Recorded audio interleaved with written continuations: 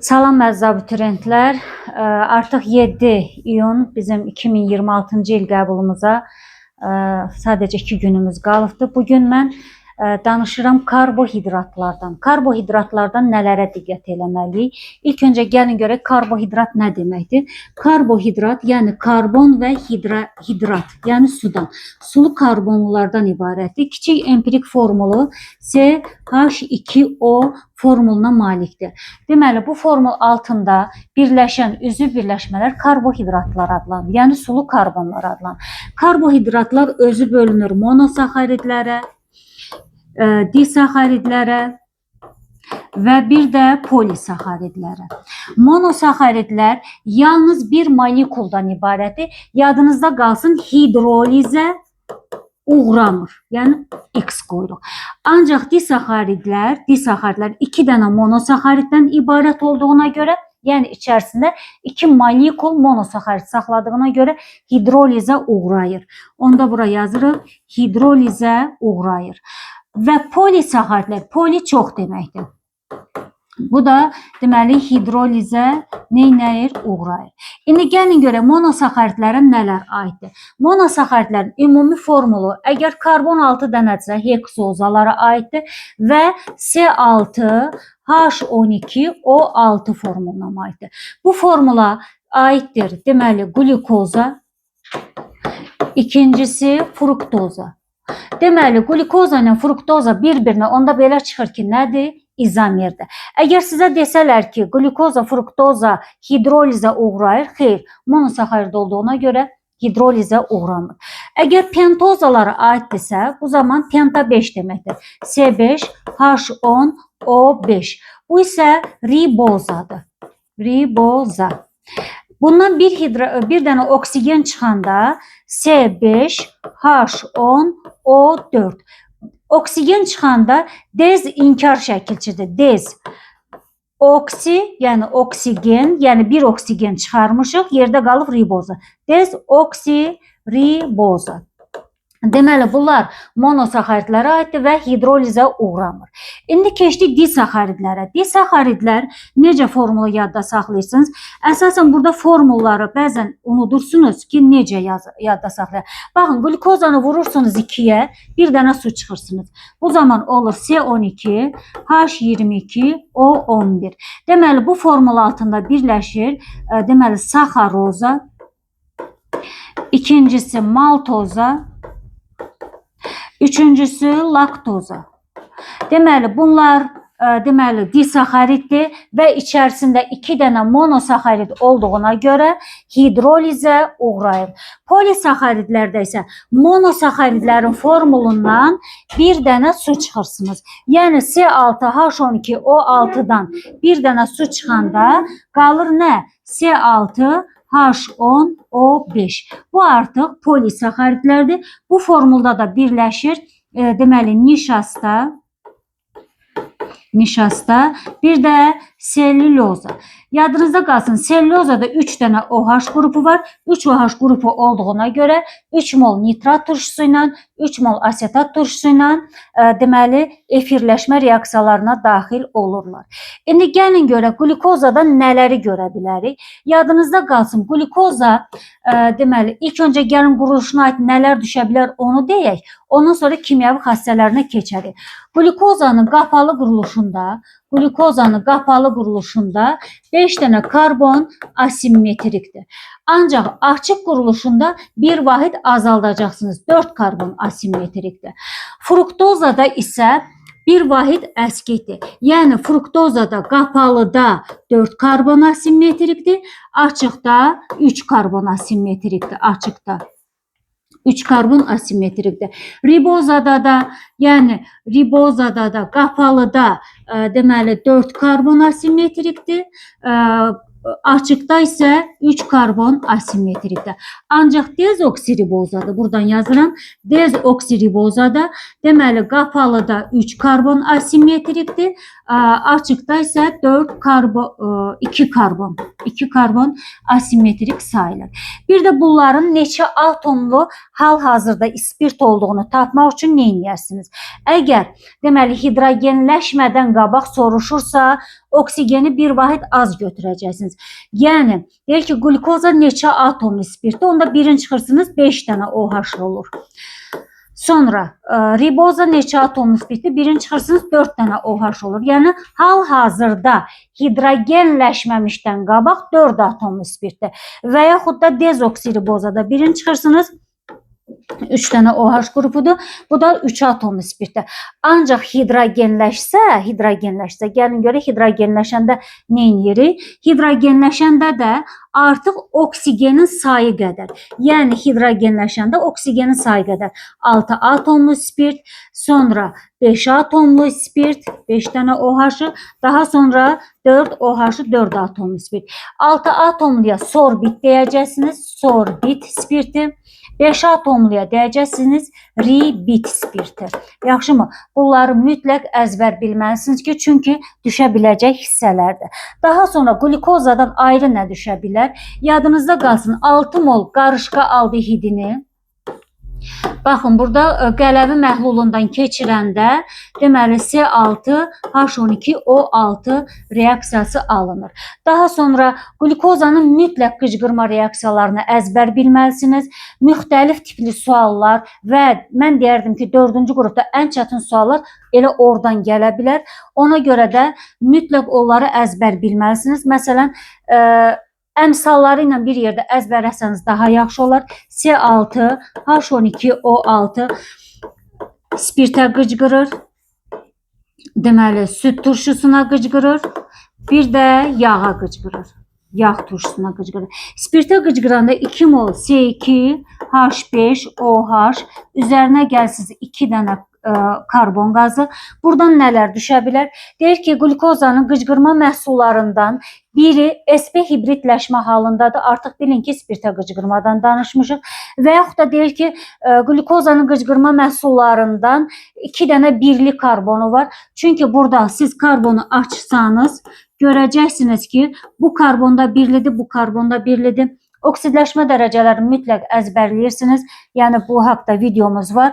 Süd turşusunu necə yadda saxlayırsınız? Glukozanı 2 yerə bölürsünüz. Yəni, 2 mol C3H6O3. Bunu açıq şəkildə əzbərləsəniz daha yaxşı ola bilər. Çünki burada 2 dənə funksional qrup var. Mütləq onu göstərməlisiniz. Baxın, bir funksional qrupu karboksil qrupudur. Bir funksional qrupu hidroksil qrupudur. Və ortadakı karbon yadınızda qalsın asimetrikdir. Yəni 4 tərəfi fərqli radikallar və yaxud da atomlar qrupundan ibarətdir. Burada da necə düşə bilər? Məsələn, deyə bilər ki, burada bir dənə asimetrik karbon atomu var. Bilin ki, onda süd turşusundan danışırsınız. Və yaxud da bir dənə üzvü maddə əmələ gəlib, bilin ki, süd turşusundan danışırsınız. Və yaxud da deyə bilər 2 dənə funksional qrup saxlayır, bilin ki, süd turşusundan danışırıq. Bəs yağ turşusu da məhsullar necədir? Ən çox burada səhvi eləyirsiniz harda? Yağ turşusu butan turşusudur. C3H7COOH. Üzərinə 2 mol karbon qazı gəlirsiniz. Ən çox abituriyentlər burada hidrogenin yerinə su yazır. Yadınızda qalsın, burada hidrogen alınır. Yaxşımı? Burada da necə düşə bilər sual? Burada bir dənə funksional qrup var. Normal, deməli, propil radikalıdır. Daha sonra 2 dənə qeyri-üzvü maddə, bir dənə üzvü maddə var. Bir dənə üzvü maddə, bir dənə qeyri-üzvü maddə var.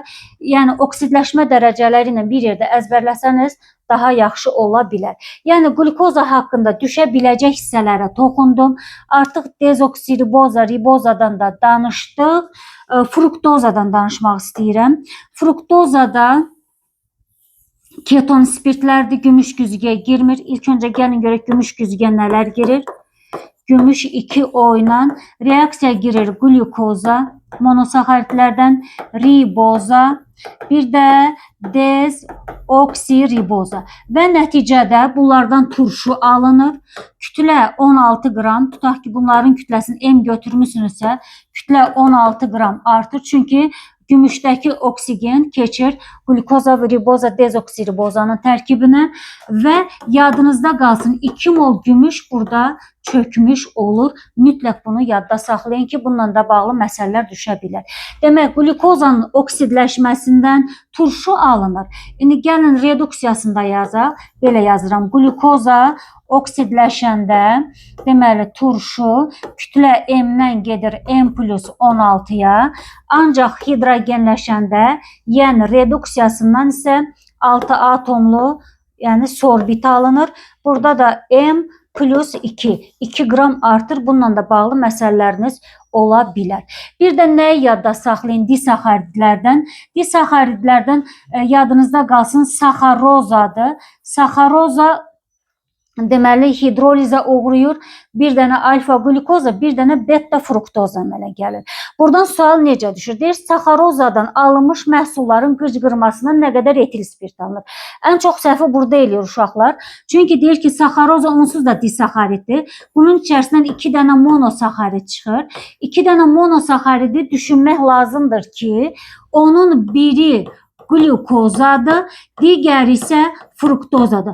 Fruktozanın qıcqırma reaksiyası yoxdur bizim qəbul nəzəriyyələrimizdə. Ancaq bir dənə buradan nəyi götürəcəksiniz? Glukozanı. Glukozanın 1 molundan bayaq yazdığımız kimi 2 mol deməli karbon qazı və 2 mol etil spirti alınmış olur. Daha sonra disaxaridlərdə yadınızda saxlayın 8 dənə OH qrupu var. Mütləq bunu bilin. Polisaxaridlərdə 3 OH N saydadır. Məsələn, düşür ki, deyir OH-ların sayını müqayisə eləyin. Polisaxaridlər böyükdür disaxaridlərdən, o da böyükdür monosaxaridlərdən.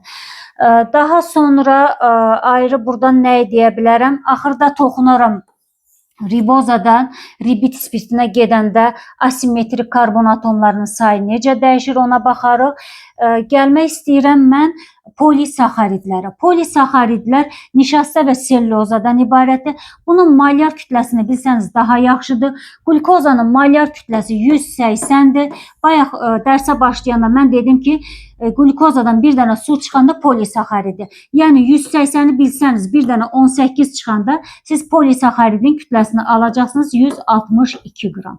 Bu bunun emeridir. Emeridir nişastanın və sellulozanın.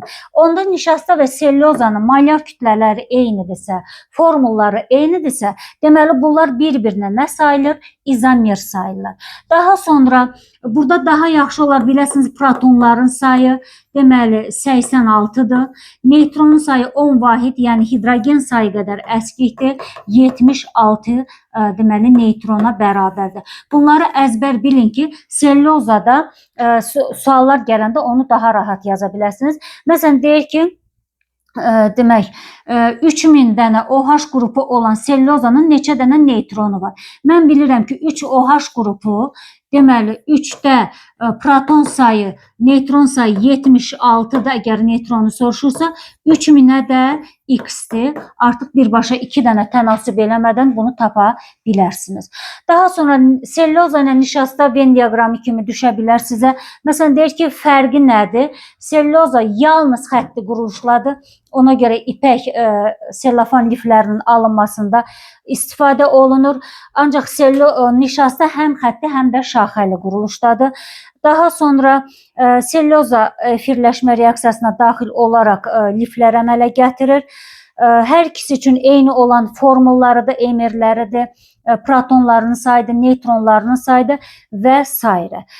Bir də fərq nədədir? Nişasta alfa glukozadan ibarətdir, selluloza isə beta glukozadan ibarətdir. Bir də nələr düşə bilir? Yadınızda qalsın, belə bir suala rast gəlmişdim ki, alfa glukozada neçə dənə asimetrik var. Siz bilin ki, alfa və betadan danışırıqsa, qapalı quruluşdur yoxsa açıq quruluşdur? Təbii ki, qapalı quruluşdur. Qapalı quruluşda da biz nə yazdıq? 5 dənə karbon asimetrik yazıq. Bir də nəyi əlaqələndirin? Baxın, deyir ki, nişastada neçə dənə asimetrik karbon atomu var. Biz yadımıza salmalıyıq ki, nişasta nəyin polimeridir? Alfa glukozanın. Alfa glukozada necə quruluşdudur? Qapalı quruluşu. Deməli, dolayı yolla nişastada 5 dənə asimetrik karbonu glukoza ilə əlaqələndirib tapa bilərsiniz. Daha sonra sellozada da düşə bilər ki, neçə dənə asimetrik qrup var. Ona görə də selloza tez yadımıza salırıq. Hansı glukoza qalıqlarından ibarətdir? Beta glukoza qalıqlarından ibarətdir. Beta glukozada bilin ki, yenə də nədən danışırıq? Qapalıdan danışırıq. Ona görə də orada da yenə 5 dənə karbon asimetrik quruluşa malikdir. İndi gəlin son olaraq ribozanın hidrogenləşmə məhsulundan danışaq. Gəlin görək orada deməli asimetrikləri həm ribozanın üzərində izah edeyim, həm də ki necə dəyişir ona baxaq. 2021-ci ildə səhv eləmirəmsə qəbula düşmüşdü. Ribozanın ilk öncə ümumi formulu C5H10O5-dir. Və yadınızda qalsın, aldozalara aiddir. Aldehid qrupu saxlayır. Aldehid. Aldehid qrupu da artıq bilirsiniz ki, COH funksional qrupudur. 5 dənə karbonun birini funksionala verdiniz, qaldı 4 dənə karbon. Onu da yazırsınız. Sonuncu karbon CH2'dir. OH-ları birləşdirirsiniz. OH-ları birləşdirirsiniz. Eyni tərəfdə yazdım və hidrogenlərlə tamamlayırıq karbonu 4 valentliyə. Asimetrik karbona yenə də burada toxunuram. Asimetrik karbon nədir? Asimetrik karbon atomu yadınızda qalsın. Kənarda qalanlar bizə asimetrik ola bilməz. Çünki asimetrikin 2 dənə şərti var idi. Biri, karbonun 4 tərəfi müxtəlif radikallar olmalıdır. İkincisi, karbon sp3 hibrid halında olmalıdır. Baxın, hidrogeni açsanız 2 tərəfi hidrogendir. sp3 dediyimizə görə bu karbon sp2'dir, ona görə asimetrik olmur. Deməli, bizim yerdə qaldı 3 dənə ortadakı karbon asimetrik karbondur. Deməli, açıq ribozada neçə dənə asimetrik karbon oldu? 3 dənə asimetrik karbon oldu. İndi gəlin bunu hidrogenləşdirək, yəni reduksiya eləyək. Bu zaman yadınızda qalsın, aldehidlər hidrogenləşəndə spirtlərə çevrilir. Hidrogeni gətirib qoyursunuz bura. Deməli, alınır CH2, CH, CH, CH, CH2, oksigen də hidrogenlə birləşir OH, burada da OH, OH, OH, OH. Yenə də qaydırıq asimetrikləri necə tapırsınız? Asimetrikləri tapanda yenə uclardakı karbon. Bunu glukozada da, dezoksiribozada da, bax bu qaydanı aça bilsəniz, yəni eyni qaydadır, fərqi yoxdur. Uclardakı karbon yenə asimetrik deyil, çıxırıq bunları. Yerdə qaldı 3 dənə karbonunuz. İndi gəlin görək burada neçə karbon asimetrikdir. Baxın, burada karbonlara bir-bir baxacaqsınız. Bu karbonun burada bir hidrogeni var, burada bu funksional qruplardır. Burada isə bu qədər qrup qalır. Bu qədər qrup qalır. Onda bu sizə asimetriklik verə bilir. Eyni qaydanı buna da tətbiq edə bilir. Bəs ortada qalan CH nə olur? Fərqli markerlə yazaq. Baxın, bax bu ortada qalan asimetrik sayılmır. Niyə? Çünki bu tərəf də eynidir. Baxın, bu tərəfdə eynidir. Ona görə də asimetrik 2 dənə oldu. Onda sizə desək ki, ribozadan ribit spirti, ribit spirtinə gedəndə asimetrik karbon atomlarının sayı necə dəyişir? Baxın, 3-dən neçəyə düşdü? 2-yə. 3 karbon asimetrik düşdü 2 karbon asimetriklə. Deməli belə, karbohidratlardan düşə biləcəklər, yəni əsas hissələrə toxundum. Bir dənə yadda saxlayın ki, glukozanın şaxəsiz quruluşunu H yodla təyin edirik. Və yaxud da düşə bilər ki, deməli, əgər tərkibində 2 dənə alfa glukoza varsa, deməli, götürdüyünüz maddə nədir? Birinci qruplar, deməli, yadınıza qalsın disaxariddir. Və yaxud da deyir ki, hidrolizindən bir alfa glukoza, bir dənə beta fruktoza əmələ gəlmişsə, artıq baxıram 2 dənə monosaxaridsə, deməli götürdüyünüz disaxarid imiş. Karbohidratlar haqqında deyəcəklərimiz bu qədər.